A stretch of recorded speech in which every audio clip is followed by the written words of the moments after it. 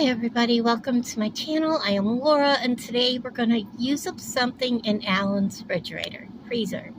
This is from one of his cows. This is a beef brisket flatend and I wanted to make a roast. Not that I can eat the meat so much, but I can shred this up and have just a tiny, like maybe a couple bites of it, put it in the gravy because of the gastroparesis.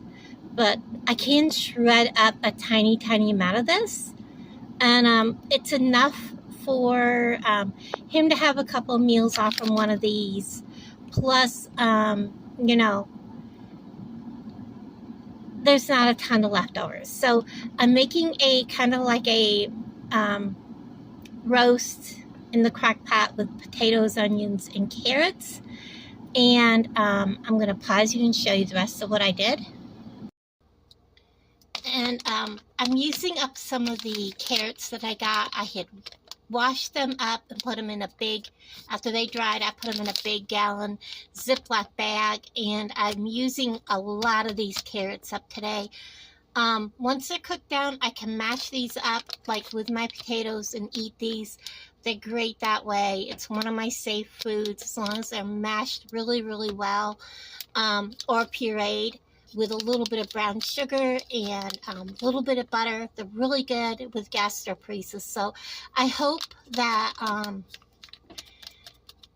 anybody with gastroparesis watches this and gets some ideas. If they're struggling with ideas, I can put this through my like NutriBlender or whatever and puree these. And that little bit of brown sugar and butter helps make them taste really, really, really good. And I'll show you what else I'm using. So I got a bunch of these potatoes last month and this month. I didn't use the ones from last month from Harvesters, but I used up all but one of last month's and one of this month's. So I used up all last month's and then I had one left from this month. That's a huge potato, but I made a ton of potatoes. Because the leftover potatoes can be used as home fries, can be, used up, just mashed, that kind of thing. So I really do like having potatoes and things like that. So I'm going to take you over to the crock pot, and Alan is a, bachelor, so he has a bachelor kind of kitchen, but that's that. Let me bring you over here. Okay, so this has been going for about 3.5 hours on high. There is a tiny little brisket. Get my fork. It's the same size as the one I already showed you. It's down on, well, there you can see it peeking its little head. That's going to keep cooking. It is what it is. There is one onion in there. These are also from either the Food Pantry or the Harvesters, and you can see I had cut the baby carrots up in half so they cook better. In here I have put 3 bouillon cubes, beef bouillon cubes, water, about a half a teaspoon of garlic and herb Mrs. Dash, about 1/8 of a teaspoon to 1/4 of a teaspoon of thyme, probably about 1/8 of a teaspoon. Alan's not big on thyme or on ground sage. There's about maybe a pinch of ground sage. There is maybe a pinch of Italian seasoning. And sorry about that. My stomach is bothering me. And then there is I'm getting ready to put in my salt and pepper. I also put about maybe 1/4 to half a teaspoon of garlic from the jar, minced garlic. And like I said, there's an entire onion in there. And I have, I almost dropped my phone in there. I have microwaved, so this is hot water. You don't want to add cold water to your cooking crock pot. And then let me set this back here out of my way. There we go. And I have all of these potatoes. This is what I cooked up. The ones from the month before were smaller. There's about 5 of them, and then 3 of the big ones in here. So I am going to add these to my crock pot. Well, this one's Alan's. Mine looks about like his. I think they're pretty close to identical. This is going to, because these potatoes are cold, it's going to slow down the cooking a little bit. I'm going to keep it on high. So I did not want my potatoes to go to mush. That's why I had started the rest of it earlier. Carrots take longer when you're using the fresh, especially if they're a bigger carrot. And yeah, this is a lot of potatoes. And I will probably need, whoops, I splashed myself. Like I said, potatoes are good. I can eat them. I will probably boil up more water and add more water. And then I'm going to add probably my salt and pepper now. I'm going to go ahead and put the lid on this. And let this start to heat up. I will boil up more water because I want the water up over that. The gravy will be from a packet. I'm not going to get enough gravy from this to actually make, you know, I don't like the gravy made from this.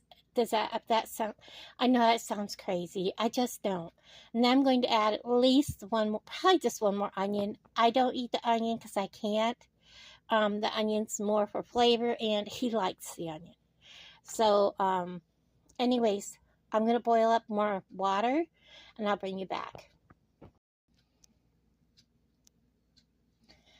Okay, I wanted to make sure I didn't lose you guys because I paused you while I boiled the water. So, I don't know if I need all of this, but I do want to cover the potatoes.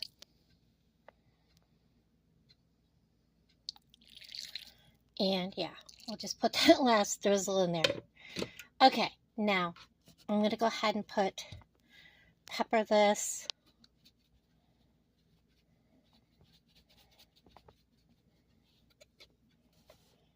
I am going to add, that looks pretty weak in there. So let's go ahead and add 2 more bouillon cubes. Let's see if I can do this one-handed. Any other time they pop right out of the wrapper. So I got 2 more bouillon cubes. I'm just going to put a little bit of salt, not a whole lot. And I am going to add Mrs. Dash. I wish I had some Lipton soup mix, the onion soup mix. So, this kind of helps it kind of taste like it has onion soup mix in it. It's not quite there, but it's a little bit. Trying to get the lid open on my thyme. I'm not going to add a whole lot more. He doesn't really care for it, but it brings out some really good flavors. So let's set this off. Whoops, got you kind of close there. We're going to give this a little bit of swish. And I'm going to cut up some onion and put some onion on top. And get this heated back up. I'll bring you right back. Okay, so this has 6 chunks of onion. That's like a medium onion in there, and there's also another medium onion I put in when I started. So I'm going to go ahead and close this. I know a lot of you probably like, this is like a 5 or 6 quart. I think it's a 6 quart. This one might be a 5 and mine is a 6 because I think mine is a little bit bigger than his. and it's full. And it's like half of it is potatoes.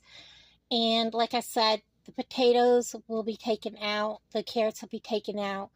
The meat will, be put on a plate separate for him to serve himself. And leftover potatoes will be used in his second meal. Plus, I will be making home fries and probably put some of the kibasi in my home fries and show you that meal. Also, that'll be because I do need to get some protein in.